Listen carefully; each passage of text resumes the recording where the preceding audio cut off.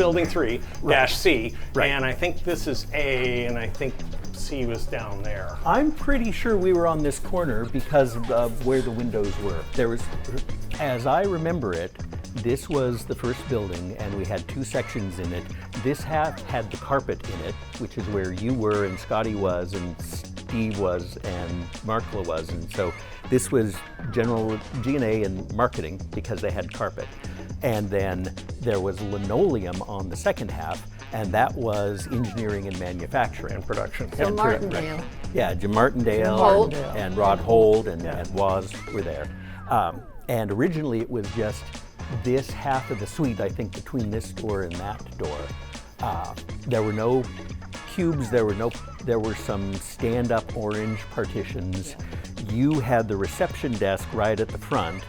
And then there was a round table behind it with an Apple II on it, and that's where I came in after school to do demos. And then the second is, I think you and Woz and I were stuffed into a very narrow slot down there, and that was software. Yes. And this was not only where Apple started, but the Lisa Project's first office was here. Right. Then the Mac Project's first office was here. So what was this entrance again? This was production. Yeah, I think this was the production door, Manufacturing. which we only used for shipping and receiving.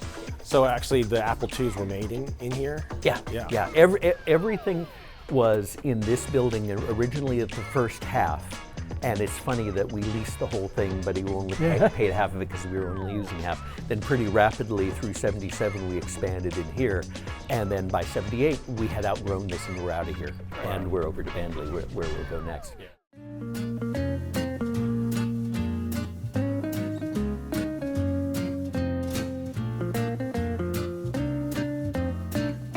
So when Apple started and we were over in the Good Earth building, all of this, Bandley Drive didn't exist. Bandley Drive stopped there. All of this had been orchard and was vacant lots and was being prepared for building. And Bandley 1 and Lazenao were the first buildings built here. And everything else was, there was an auto parts store, there was a couple of personal houses, there was the Yamagami nursery, which was there until the 80s. And so all of this was brand new development. We moved into buildings that were brand new. So this was our first headquarters building. It was our first building as a company. And you must have moved us in here in early 1978. It was somewhere in 1978, and it was so big that we were never going to fill that thing. There was tennis in the back. You know? I drew this floor plan that had the names of like the maybe dozen people who worked there. And there were 4 quadrants. There was, marketing and engineering and manufacturing. And then the 4th quadrant was tennis courts, ? Yes. Because we had no notion of how we were going to expand into it. No. And that lasted a couple months. And I think one of the first places we expanded into was this building called Lazenao. Yep. And that's where the engineers went.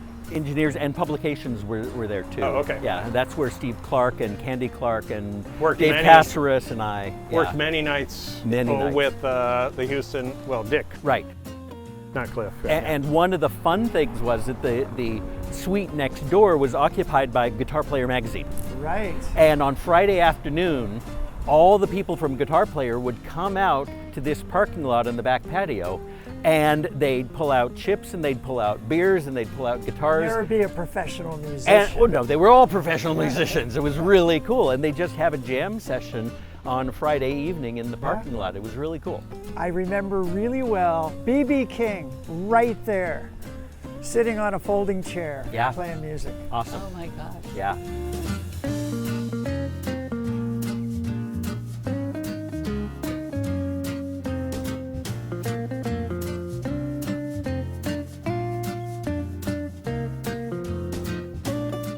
So this is Bandley 3. It was our first engineering building. We moved engineering out of Bandley 1, which stayed marketing and administration.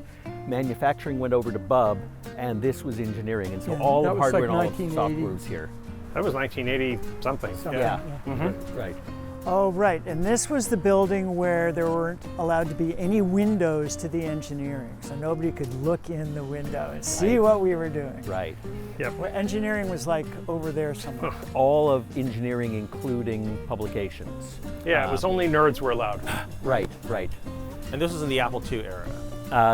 This was where the Apple III came from. It was still Apple II, but yeah, it became Apple III. And it was the Macintosh building a little bit later. Right. But And the best story about that has to do with the pirate flag. Before we moved in, we visited it, just to see what it was like, and it seemed too boring for the Mac team. So Steve Capps had the idea of, Steve had called the Mac team should be pirates. So Capps had the idea, well, it should fly a pirate flag. So just, we were going to move in on a Monday. That Friday, we stayed late. Capps, we helped him climb onto the roof. He reconnoitered. He finally found a good place to mount the flag. Who made the flag? Susan Susan Kerr, did. as Susan well Kerr. as Capps. Yeah. Yep. This was the building with the lobby that Steve put his motorcycle in. Oh, yeah. Right, Yeah. right. And the Bosendorfer piano. Yeah, 'cause And- those were art. arcade games. And Arcade right. games. CD player when CDs were brand new. Right, and Yes. we had like 6 of them, and so we heard Friday Night in San Francisco with Paco de Lucia and Al Di Meola, and we played. Yeah, there was only There's just a very, very small handful that we played on utter repeat until the lasers wore grooves in them. And the ping pong table where Joe Shelton we and I had the would 2 play. video games, one of which Randy bought. Yep. Right. Yep. I That- bought the Defender. I bought Joust. Joust. Yep. Defender and Joust. I remember when Steve brought in his motorcycle, he was so proud of it because he considered it artwork. Absolutely. It's like, hey, this is, we're artists. This is the kind of thing we should produce. Yep. It's like, okay.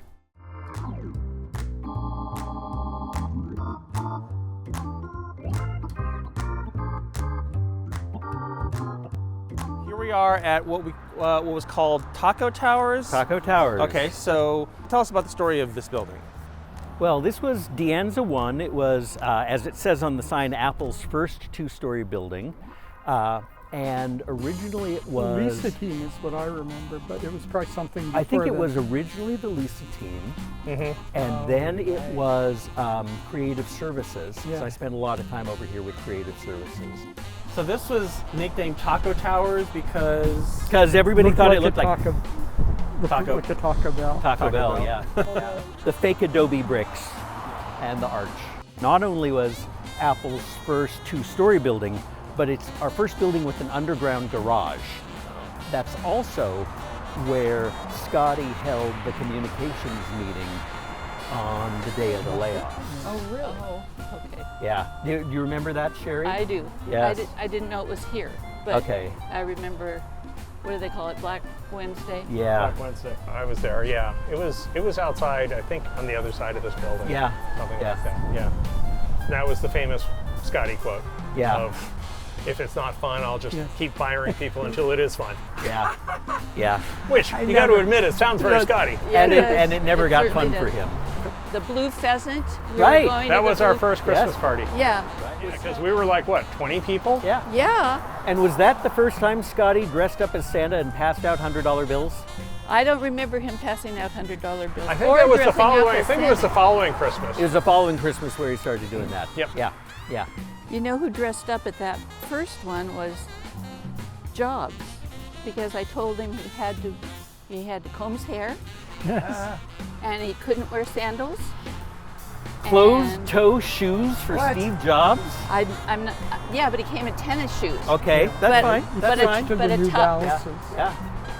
A tuxedo. Right. Wanted to know if that passed muster. Right. Yeah. But I remember the one at the Red Coach in Valco. Oh yeah, You yeah. remember our, Oh, yeah. our all-company meeting at the Red Coach in Valco when the whole company would fit in a dining room? Scotty always, I mean, you have so many stories about him, but he was always such a sweetheart to the relatively small number of women we had and would give all of the women red roses. It was just very, very endearing because he had such a gruff exterior, People were Oh, yeah. afraid. but yeah. he was really a sweetheart.